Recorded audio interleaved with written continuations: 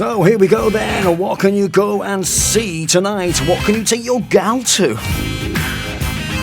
Well, no surprise to anybody at this time of year, nearly all the What's-Ons are going to be pantomime-based. And this week I went up to see the first in the area up at Theatr Clwyd with their traditional rock and roll panto. And this year we are being treated to Jack and the Beanstalk. And I mean treated, ladies and gentlemen. Written once again by Christian Patterson, friend of the Stage and Screen Show, and directed by Zoe Waterman, the acclaimed rock and roll panto bursts onto the stage, and from start to finish, the audience are bombarded with non-stop music, comedy, slapstick, a fantastic set, and beautiful costumes. There's literally no time to rest for the audience, or indeed this brilliant cast, with some extraordinarily well-rehearsed comedy routines. Now this company, let me tell you about it. They are so talented, multitasking throughout, playing so many instruments, you actually lose count of how many instruments are on the stage. Now this year the cast includes Adam Barlow, Katie Ellen Salt and Phylip Harries, of course, who we had on the Stage and Screen Show a couple of weeks ago. Jessica Jolly's a superb singer making a professional debut, and I mean proper. Performance brilliant from her. Ben Locke, Alice McKenna, Peter Mooney, Ellen Phillips, and Lynwen Harve Roberts and Luke Thornton. And don't forget, of course, Daisy the Cow, but she's just playing herself. So as I say, I popped up to Theatr Clwyd on Wednesday night for the press night, and I had a quick chat with Adam Barlow for the Stage and Screen Show. And here he is on the Stage and Screen Show, Calon FM, Mr. Adam Barlow from Jack and the Beanstalk. Get a load of this. Congratulations. Thank you very much. Your please is all up and running, yeah?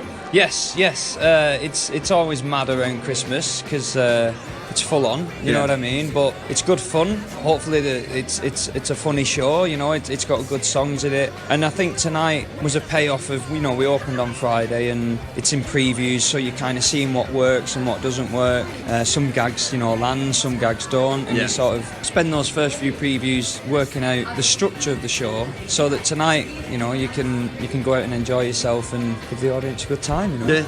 Yeah, because you always associate like pantomime for kids, really. Yeah. But I think the best ones are the best when the jokes are directed at the adults. And I mean, it's a family show, you know, and I think it's one of those where a lot of kids, it's the first theatrical experience that a lot of kids have. Yeah. So it's got to be magical, and you've got to tell the story first and foremost. But then, you know, you can throw those gags in that are a little bit risky or a little bit blue, and it's finding the right balance, you know. And I think with a show like this, and I think they've done it for years, is that you find that balance really well, and you just look out into the audience and you see the kids loving the Beanstalk, they love the princesses or the fairies, or, you know, the strong female characters, and then you've got the adults that like the bit of smut, you know. And, well, that's it, isn't it? I mean, if you sit there as an adult and you're impressed by the technical what's going on, you know, and the lighting, the set is awesome, as always is. And I think here as well is it's a rock and roll panto, so you're not just going to watch a panto, you're watching actors, you know, play various instruments, and the music's all live, so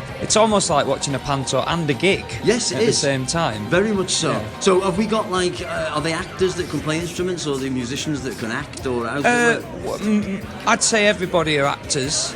Some have trained, because there's a lot of drama schools now that do a specific course in actor musicianship. Okay. So a lot of you know, young actors coming through now that are musicians as well, are studying in that field.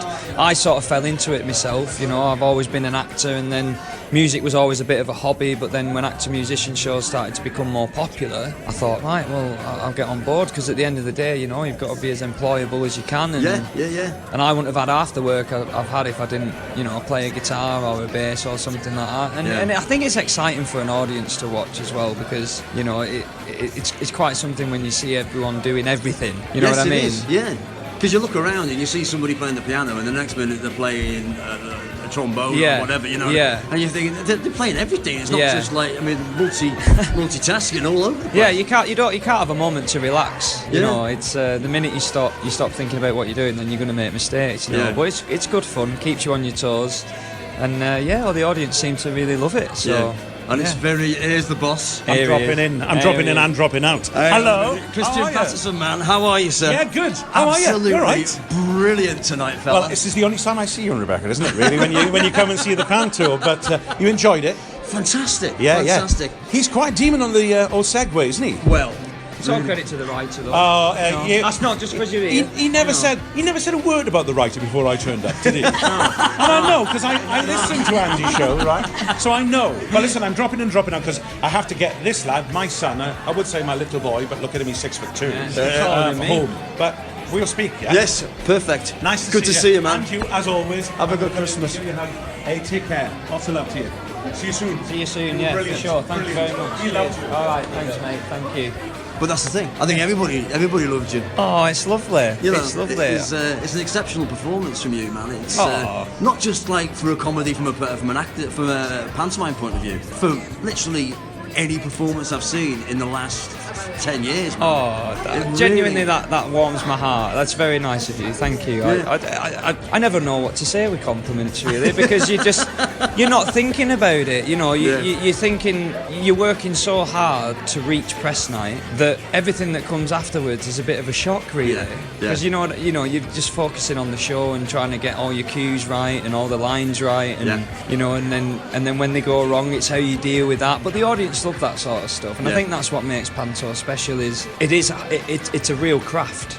Do you know what I mean? And things like comic timing and when to respond to an audience heckle and when not to, and you know, I was really lucky that I've worked under a guy called Kenneth Allen Taylor at Nottingham Playhouse for 3 years when I first left drama school and did pantomimes with him. I was very green. I didn't really, you know, I didn't think I was that funny and stuff, but you learn from the people that you're working with. And I was always very keen to learn and you know, look up to the older actors and stuff, and it's very nice to hear that now you think that it was a good performance, because you know, well, it is. It's way up there with it. It's one of the best performances I've seen. Thank you. In the pantomime, really. It's I don't know what else to say to you, but enjoy the rest of your run. Thank you very much. The rest of your stay. You're not from round here, are you? I'm from Lancashire. I'm from Bolton. Right. So it's only about an hour.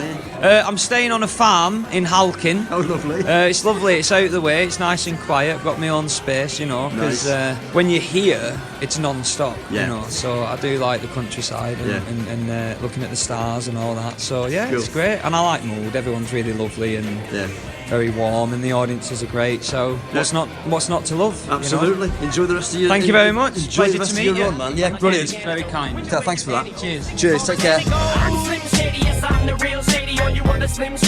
So there you go. That is Adam Barlow plays the part of Squire Simon Stinker in Jack and the Beanstalk. Go along to it and find out why he's called Stinker. He's brilliant in it. Brilliant. The whole cast are awesome, by the way, and that runs. Jack and the Beanstalk is running up at Theatr Clwyd until January the 18th. So you got plenty of time to go and see it. You've got no excuses, right? And also as well, let me tell you about this that is opening at Theatr Clwyd on the 13th of December. They are going to be doing Christmas Carol. It's a funny, immersive family show filled with music and mystery. They've done this for the past 4 or 5 years up at Theatr Clwyd.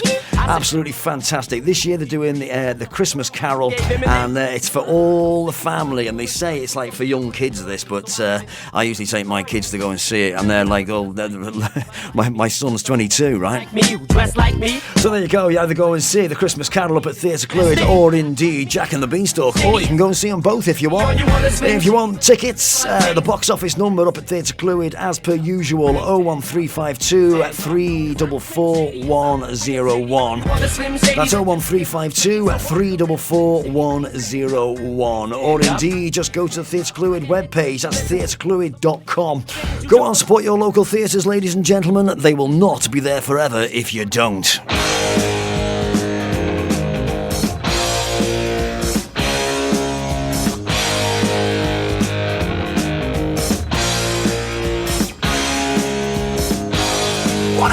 FM.